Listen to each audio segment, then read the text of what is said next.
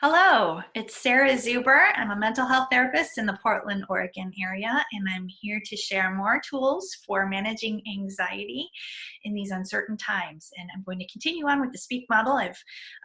There are a couple other YouTube videos already for the first two letters, S and P, and we're going into the E today.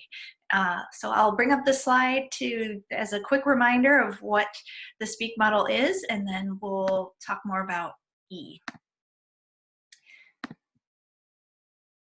All right, so SPEAK model, this is an acronym, and each letter stands for something that if you attend to this thing, then all of these things we tend to do better overall. So it's a nice mood check-in. If you're feeling particularly anxious or down, check in with yourself and see if there's anything here that you might need that might help you to put your attention on. So S is structure. This is daily routine and structure to your day. And P is plan pleasant activities, having things to look forward to. E is exercise, which we'll be talking about today. A is assertiveness, speaking up for what you want and need and saying no when you need to. And then finally, K, kindness towards self and others. So I will talk a little bit more about exercise and some of the benefits, and then I'll end with a link to another YouTube video that I find to be interesting and motivating. And if you don't, then you can just stop the video at that point.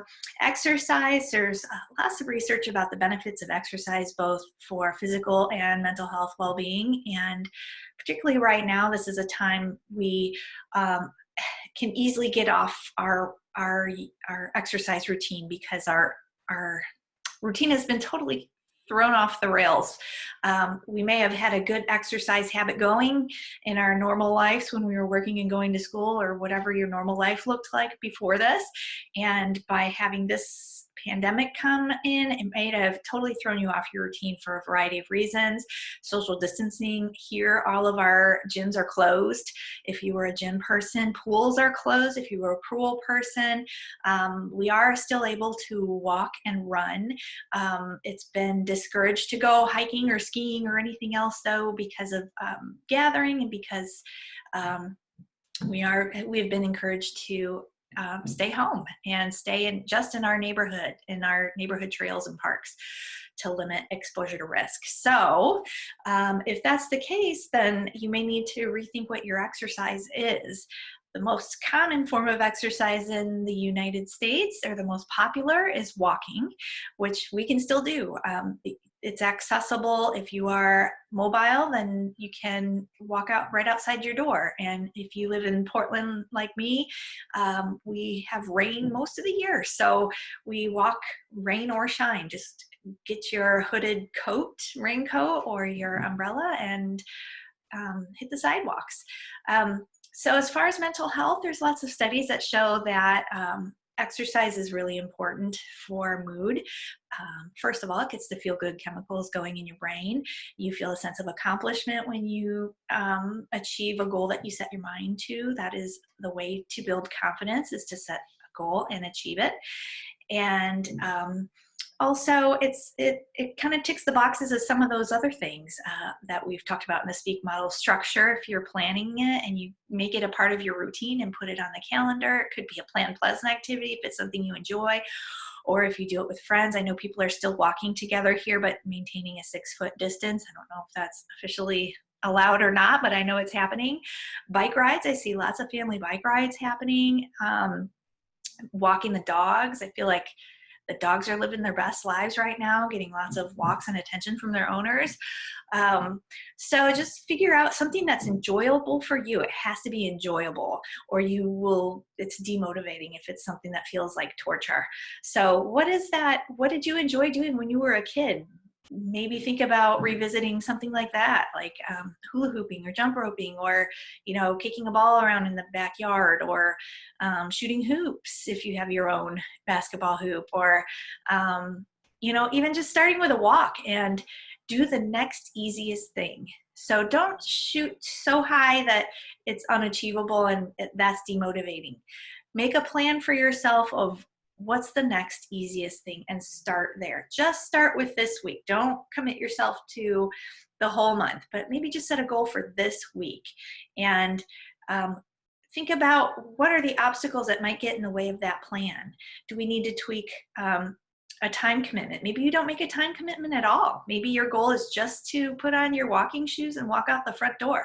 And whatever happens after that happens. And if it's just that you truly just put on your walking shoes and walk out the front door and then turn around and come back in, you've achieved your goal. And that's step one. Listen, all it takes is that first step, and that's a step that you didn't take before. So staying accountable to other people. I know I've seen some like push-up challenges going around and ways to keep you accountable and have that social connection. Also, a lot of us are social exercisers and are missing that. I know I'm missing my running buddy. Hi, Joanna. And this is a way to stay connected, is to have these challenges with each other. My sister and I do this also. My sister, who lives in Chicago, once in a while will motivate each other and text each other and say how to go today. And so we can still do this even with social distancing. There's also an app for that if you'd like to set a goal and have some accountability. It's called Strides. Let's see if I can get it up there. All right, it's that blue one. I have a notification there of one. So that is something that is very simple, that you can see like every day that you achieved your goal has a check mark, and there's a notification to remind you to do whatever it is. Maybe it's just like get down and do 10 push-ups, which actually would be a lot for me, but whatever that is for you, or 10 jumping jacks. Like start small. Just do the thing that you feel like you would be able to do. Also, there's a lot of like free trials happening now of at-home fitness. One that I know is not just a free trial, but is outright free right now is Nike Training Club. Let's see if I can show that one. Okay, where is it? It's that green one there with the swoosh. Nike Training Club, the premium membership is free right now, and it has all kinds of different workouts, different lengths of time. There was a desk one. I know having telehealth right now for me, I've noticed a strain on my body. I'm not used to being in front of the screen so much. So there's like this desk jockey 7-minute workout or stretching routine I might check out. All right. So choose what you want to focus on for the week. Maybe set a goal for the week for exercise for yourself, and for a little more enjoyment and potential motivation, I'm going to share this video, and feel free to check it out on your own time. And have a great day.